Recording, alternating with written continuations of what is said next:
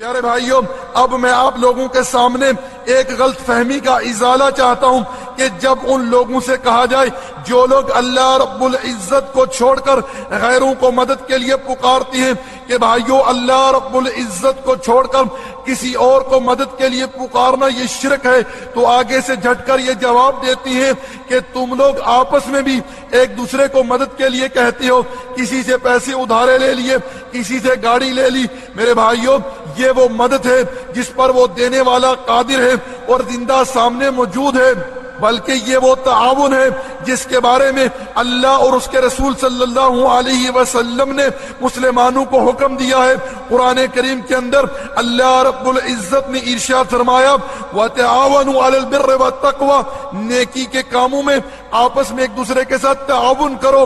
مگر قبر والوں کے بارے میں تو اللہ رب العزت نے قرآن کریم کے اندر یوں ارشاد فرمایا وَمَا أَنْتَ بِمُسْمِعٍ مَّن فِي الْقُبُورِ، اے نبی آپ قبر والوں کو نہیں سنا سکتے۔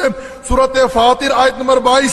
اسی طرح میرے بھائیوں اللہ رب العزت نے سورۃ الاسراء آیت نمبر 56 اور 57 کے اندر یوں ارشاد فرمایا قُلِ ادْعُوا الَّذِينَ زَعَمْتُم مِّن دُونِهِ فَلَا يَمْلِكُونَ كَشْفَ الضُّرِّ عَنكُمْ وَلَا تَحْوِيلًا۔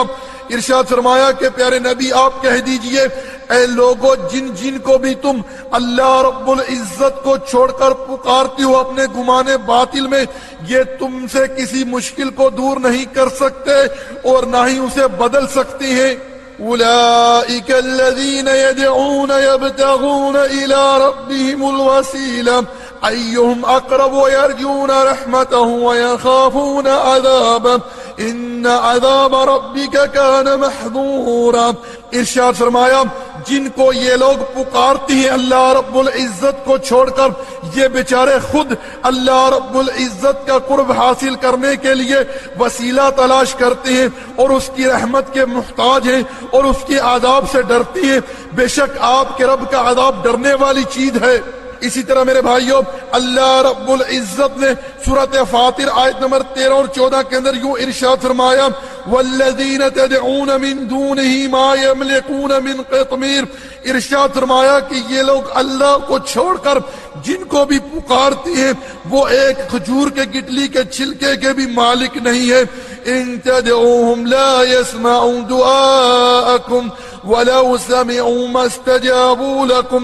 ارشاد فرمایا کہ تم ان کو پکارو یہ تمہاری دعاؤں کو نہیں سنتے، اگر بالفرض سن بھی لیں تو قبول نہیں کر سکتے۔ وَيَوْمَ الْقِيَامَةِ يَكْفُرُونَ بِشِرْكِكُمْ، اور قیامت کے دن تمہارے اس شرک کا انکار کر دیں گے۔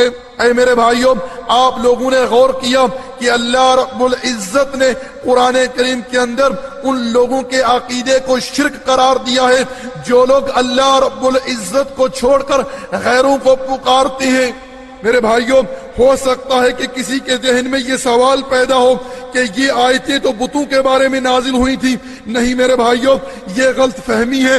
اللہ رب العزت نے سورۃ الاعراف آیت نمبر 194 کے اندر ارشاد فرمایا ان الذین تدعون من دون اللہ عباد امثالکم۔ ارشاد فرمایا کہ یہ لوگ اللہ کو چھوڑ کر جن کو بھی پکارتی ہیں وہ تمہاری طرح بندے ہی ہیں۔ اقوام سابقہ فرشتوں کو، جنات کو، انبیاء کو، صالحین کو پکارتے تھے، جیسا کہ میرے بھائیوں آپ لوگ پیچھے تفصیل کے ساتھ ہماری گفتگو سن چکے ہو۔